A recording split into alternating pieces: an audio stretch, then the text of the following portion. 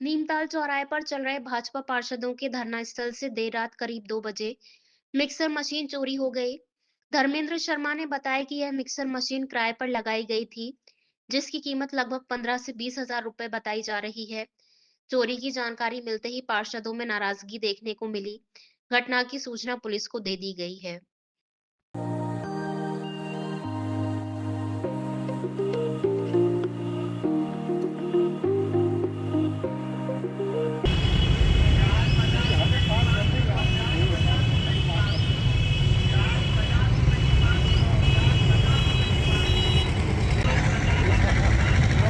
नहीं वो आज बहुत सारे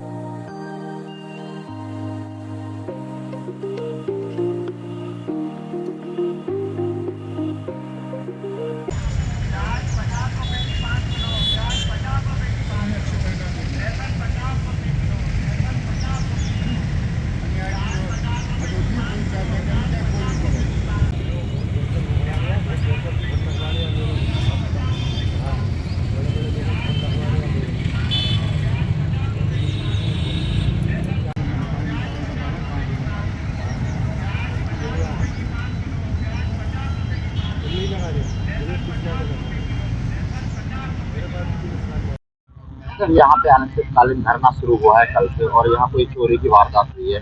क्या क्या गया है, क्या हुआ? कल से यहाँ पे अनिश्चितकालीन धरना चालू हुआ है।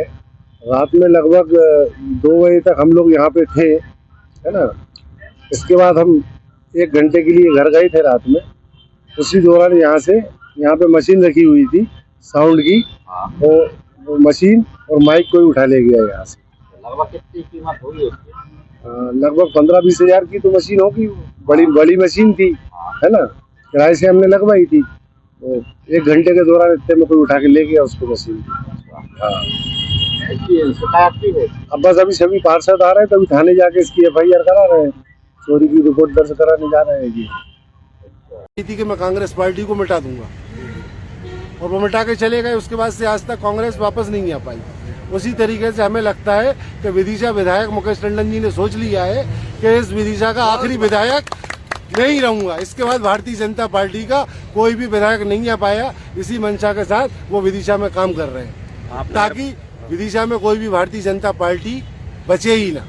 आज जो विदिशा में पार्टी चल रही है वो भारतीय जनता पार्टी नहीं है, वो मुकेश टंडन भारतीय जनता पार्टी चल रही है आज विदिशा में। आप नगरपालिका अध्यक्ष के करीबी माने जाते हैं, इसके बाद भी आपको समस्याएं क्यों आ रही हैं? नगरपालिका अध्यक्ष जी बहुत अच्छा काम कर रही थी। उन्होंने कोई भ्रष्टाचार नहीं किया। भ्रष्टाचार किसने लगाया उन पे आरोप? विधायक जी ने लगाए। इन्होंने अपने आदमियों से उन पे भ्रष्टाचार के आरोप लगवाए, जबरदस्ती उन पे आरोप लगवाया। पार्षदों को उन्होंने जबरदस्ती बरगलाया कि मैं इसका गधे पे मुंह काला करूंगा, जुलूस निकालूंगा, मैं काम नहीं होने दूंगा। जब तक ये रहेगी मैं इसका काम नहीं होने दूंगा। अगर तुम लोगों को अपना काम कराना है तो मेरे पास आओ, हमारा समर्थन करो। यही बोल के हमसे 38 पार्षदों से अविश्वास प्रस्ताव दिलवाया, और जैसे ही इनका काम हुआ ये आपस में सब मिल गए और पार्षदों को एक तरफ उठा के इन्होंने फेंक दिया। मतलब आपका कहना यह है कि नगरपालिका अध्यक्ष भी उनसे जाके मिल गए? बिल्कुल मिल गए। अब जाके उनकी मजबूरी है बेचारों की, क्या करें, कहाँ जाएं।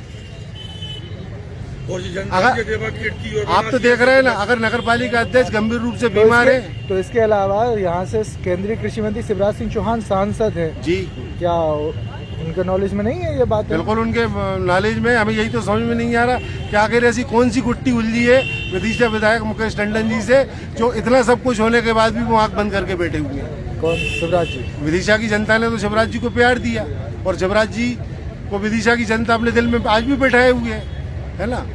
आज मगर आज उनका नाम जो खराब हो रहा है तो क्यों हो रहा है, और ये वो जानते हैं कि कौन मेरा नाम खराब कर रहा है। उसके बाद भी उन पर वो लगाम नहीं कस रहे, तो कहीं ना कहीं कुछ ना कुछ गड़बड़ है।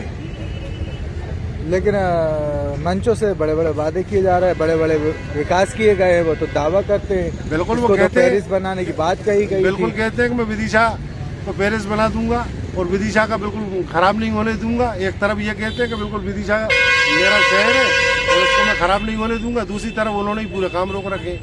वही आगे जनसुनवाई कर रहे हैं। नगरपालिका अध्यक्ष को घर बैठा दिया है, उपाध्यक्ष को चार्ज देके उससे कह दिया है कि आपको नगरपालिका आने की आवश्यकता नहीं है। सीएमओ को बोल दिया है कि किसी पार्षद की सुनने की जरूरत नहीं है, कोई नगरपालिका में नहीं आएगा।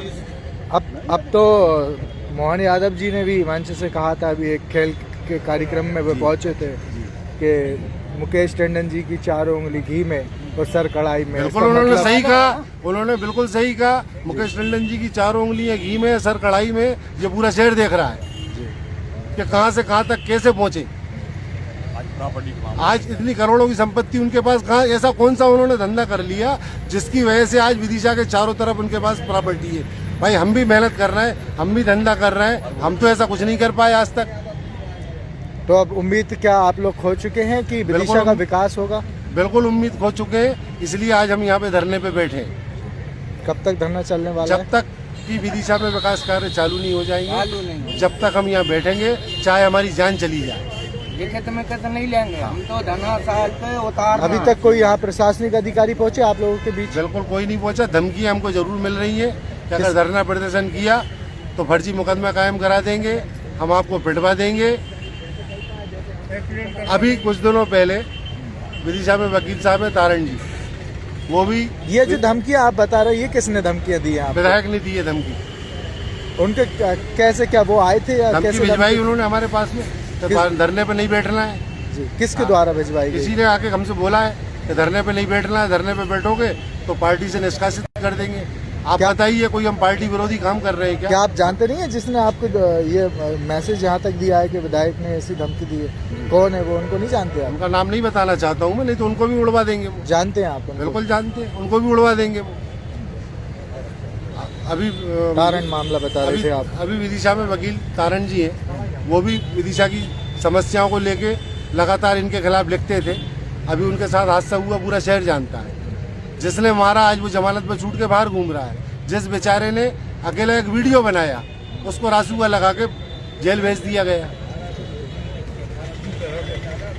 कुल मिलाकर ये कह सकते हैं कि अब विधायक की गुंडागर्दी विदिशा में हो रही है। विदिशा में विधायक की गुंडागर्दी चरम सीमा पे है, उनका घड़ा भर चुका है और निश्चित ही उनका घड़ा फूटेगा।